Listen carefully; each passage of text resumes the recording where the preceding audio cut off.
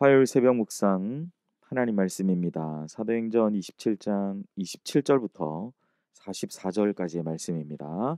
신약 성경 236면에 있습니다. 사도행전 27장 27절에서 44절 말씀 제가 읽겠습니다. 열 나흘째 되는 날 밤에 우리가 아드리아 바다에서 이리저리 쫓겨가다가 자정쯤 되어 사공들이 어느 육지에 가까워지는 줄을 짐작하고 물을 재어보니 20길이 되고 조금 가다가 다시 재니 15길이라 암초에 걸릴까 하여 고물로 닷 넷을 내리고 날이 새기를 고대하니라. 사공들이 도망하고자 하여 이 물에서 닻을 내리는 채하고 거룻배를 바다에 내려놓거늘 바울이 백부장과 군인들에게 이르되 이 사람들이 배에 있지 아니하면 너희가 구원을 얻지 못하리라 하니 이에 군인들이 거룻줄을 끊어 떼어 버리니라. 날이 새어 가매 바울이 여러 사람에게 음식 먹기를 권하여 이르니 너희가 기다리고 기다리며 먹지 못하고 줄인 지가 오늘까지 열 나흘인즉 음식 먹기를 권하노니 이것이 너희의 구원을 위하는 길이요 너희 중 머리카락 하나도 잃을 자가 없으리라 하고 떡을 가져다가 모든 사람 앞에서 하나님께 축사하고 떼어 먹기를 시작하매 그들도 다 안심하고 받아 먹으니 배에 있는 우리의 수는 전부 276명이더라. 배부르게 먹고 밀을 바다에 버려 배를 가볍게 하였더니 날이 새매 어느 땅인지 알지 못하나 경사진 해안으로 된 항만이 눈에 띄거늘 배를 거기에 들여다 댈 수 있는가 의논한 후 닻을 끊어 바다에 버리는 동시에 키를 풀어 늦추고 돛을 달고 바람에 맞추어 해안을 향하여 들어가다가 두 물이 합하여 흐르는 곳을 만나 배를 걸매 이 물은 부딪혀 움직일 수 없이 불고 고물은 큰 물결에 깨어져 가니 군인들은 죄수가 헤엄쳐서 도망할까 하여 그들을 죽이는 것이 좋다 하였으나 백부장이 바울을 구원하려 하여 그들의 뜻을 막고 헤엄칠 줄 아는 사람들을 명하여 물에서 뛰어내려 먼저 육지에 나가게 하고 그 남은 사람들은 널조각 혹은 배 물건에 의지하여 나가게 하니 마침내 사람들이 다 상륙하여 구조되니라. 아멘. 오늘 주신 본문의 말씀으로 하나도 잃을 자가 없으리라 라는 제목의 하나님 말씀 나누겠습니다. 유라굴로 광풍은 승선한 276명 모두에게 상상할 수 없는 공포를 가져다 주었습니다. 그러나 276명은 모두 살아남았습니다. 전원이 살아남을 수 있었던 것은 하나님의 사람 바울 때문이었습니다. 오늘 말씀을 통해서 극적으로 구원해 주신 하나님의 도우심을 한번 살펴보도록 하겠습니다. 배를 운행하는 사공들은 바다의 전문가입니다. 본문에서 광풍을 만난 지 14일째 되던 날 사공들은 육지가 가까워 있음을 알았습니다. 물의 깊이를 재어보니 20길에서 15길로 점점 얕아지고 있었다라는 거죠. 그러나 사공들은 몰래 거룻배를 내려 탈출을 시도했습니다. 큰 배에는 비상용 혹은 탈출용 보트가 있기 마련이기 때문이죠. 물길이 얕아진 것을 알고 사공들은 자신들만 아주 이기적인 행동과 생각을 했던 것이죠. 사공들은 그러한 사실을 물길이 얕아지고 탈출할 수 있겠다라는 그러한 사실을 잘 알고 있었기 때문에 배에 승선한 다른 승객들은 버려둔 채 자신들만 거룻배, 비상용 배를 타고 탈출하려고 했던 것입니다. 그러나 그들의 생각은 오늘 본문에 보니까 바울에게 들켰습니다. 바울은 백부장과 군인들에게 그 사실을 알렸고 군인들은 거룻배의 줄을 완전히 끊어버림으로 사공들의 탈출을 막습니다. 배와 승객이 안전하려면 기술과 경험 있는 사공들이 반드시 배에 남아 있어야 하기 때문입니다. 본문의 사공들과 같이 자신들만을 생각하며 무책임하고 비겁한 행동을 해서는 안 될 것입니다. 그리고 배에는 로마의 군인들도 많이 타고 있었습니다. 그 중에는 백부장을 포함한 여러 군인들이 있었습니다.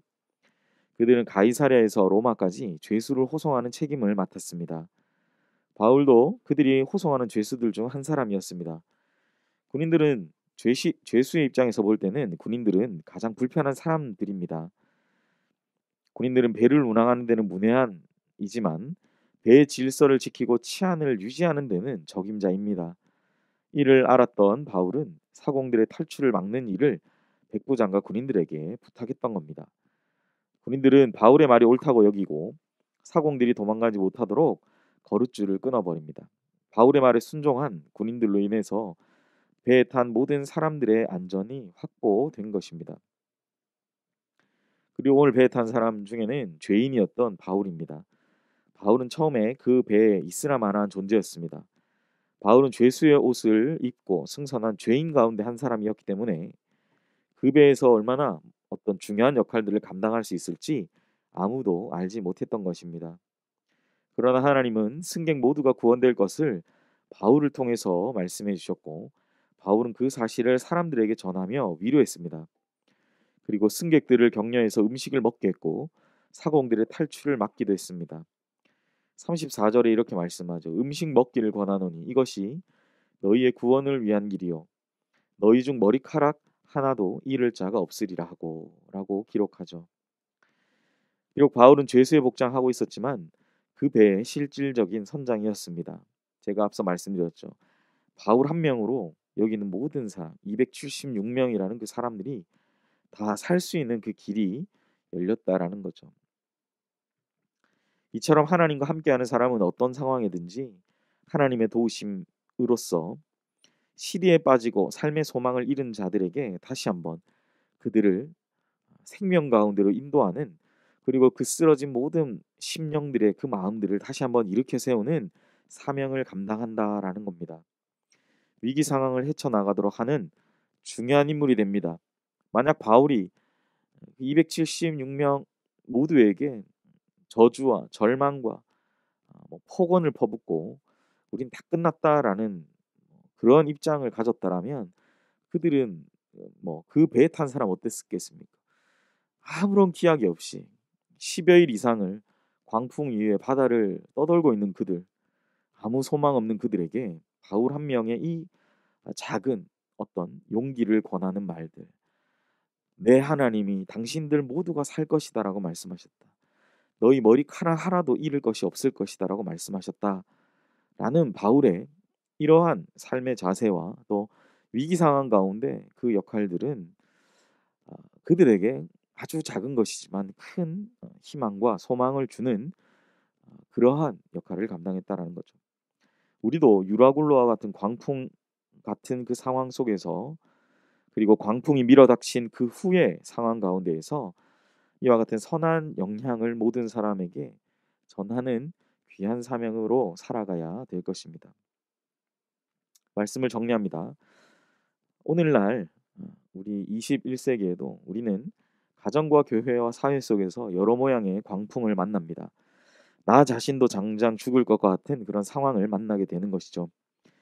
내가 누군가를 돌아보고 누군가를 챙기기에도 힘든 그런 상황들을 만나게 됩니다. 그와 같은 상황 속에서 우리는 오늘 바울의 모습을 깊이 생각해 보아야 할 것입니다. 바울도 우리와 성정이 같은 그러한 연약한 한 사람으로서 그저 똑같이 두려워하고 절망할 수 있었지만 그는 하나님께서 함께 하심을 굳게 믿었기 때문에 광풍을 만난 후에도 광풍을 만난 가운데 그 가운데에서도 또 광풍이 지나간 그 후에도 두려워하고 절망하지만 않았습니다. 사랑하는 여러분, 하나님은 세상의 모든 풍파 속에서도 성도를 도우시는 하나님이심을 기억하시기를 소망합니다.